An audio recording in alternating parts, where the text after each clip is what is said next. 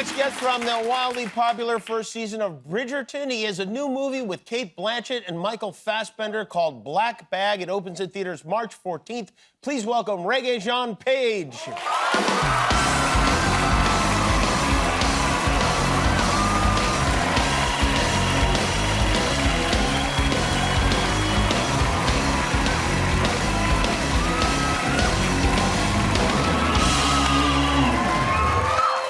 Thanks for coming. Wow, you really are handsome. There are standards to maintain. I try to keep up.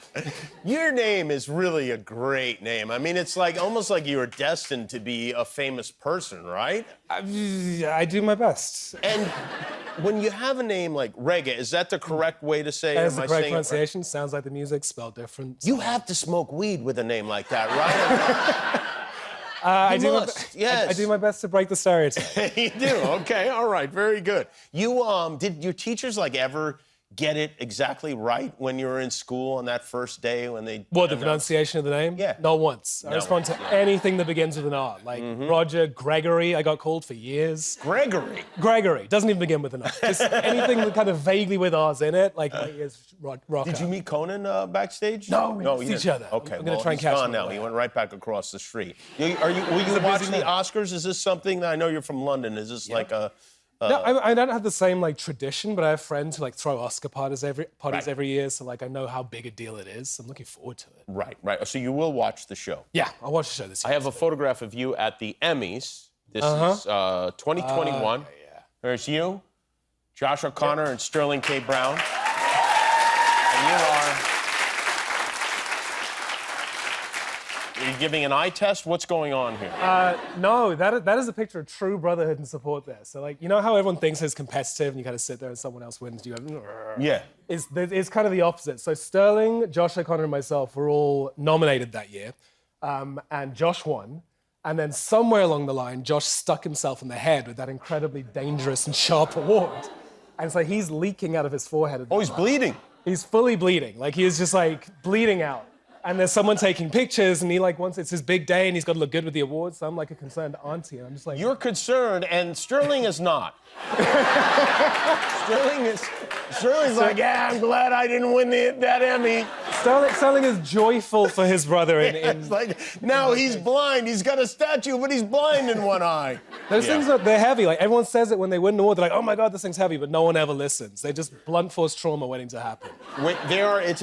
They say it is the most deadly of all the showbiz trophies, the Emmy. Have you seen the tusks on that thing? Yeah, a lot of people have been killed. So I mentioned that you're from London. Did you move straight to LA to get into acting? No, I came the long way around. I came to the States before I finished training. I did like 3 years of training at a conservatoire. And I was like, I'm probably going to spend my life pretending to be you guys, like being Americans, because this is where a lot of the industry is. So I went to New York with no money, couch surfed for a couple of weeks, and just kind of watched people and started trying out accents, ordering coffees. What does that mean, trying out accents? You're talking to New Yorkers like a New Yorker? Yeah, like you just listen to people and try to like you'll order a coffee and just like East Coast coffee as opposed to like coffee over here on the West Coast. And like you work your way up until I went to Chicago for a while because I ran out of couches in New York and I got the Greyhound because you meet humanity on the Greyhound, by the way. Where did you go from to Chicago. From New York to Chicago? Somebody had a couch for me to sleep on in Chicago. And I was like, why not? How far could it be? Because I'm from a tiny island, right? Like Scotland's 8 hours away. Chicago was further than that. And you stayed in America after that. Yep, so I stayed. I survived because I tried out the accent on that ride, by the way. Like the first time I was feeling confident, guy asked me for the time in the queue for the bus. Okay. I was like, cool, it's like 3:30, don't worry about it. I'm a New Yorker. It was great. Yeah. I was like, I survived, he didn't question me, got on the bus, we're sitting next to each other for the next 16 hours. Oh. And so I'm like building a character and a legend for the next 16 hours. Like, oh yeah, no, you know, I grew up in Wisconsin, but my dad's from London if my accent's weird, so don't worry about it.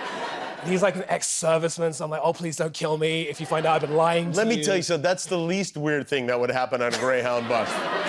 I've been on those buses. I went from Vegas to New York and back again like 9 different times.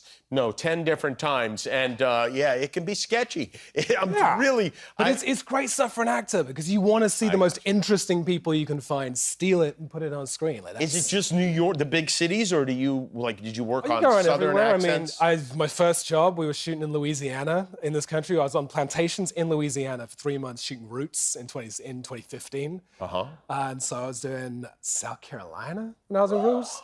And like, I remember I learned to do that because I went and I ordered a coffee. And they were like, oh my God, he black and he British. Come over here. Say strawberry, say banana. I can't walk into a Starbucks in New Orleans and be like, may I have a latte, please? It draws too much attention. Maybe you could work with Guillermo on his accent. I think Guillermo... Yeah. I mean, this guy knows how to do it. We just put you on a bus and we'll be fine. We'll do it together, yeah. We'll get together. What is the hardest accents. American accent for you? I dread the day that I get the Fargo call. Like, Minnesota is terrifying. Oh, really? Terrifying. Like, Minnesota, Chicago, Boston.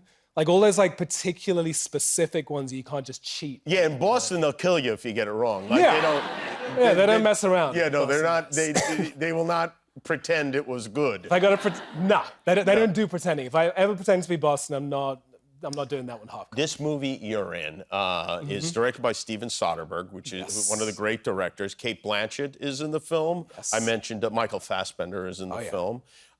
Pierce Brosnan is in the film. All very good-looking people are in the film. Very talented people, Jim. Yeah, talented people, yes, but more importantly, attractive people. I forget, I'm in Hollywood. Is that strange for you? You're like, oh man, 10 years ago I'm on a Greyhound bus and here I am with...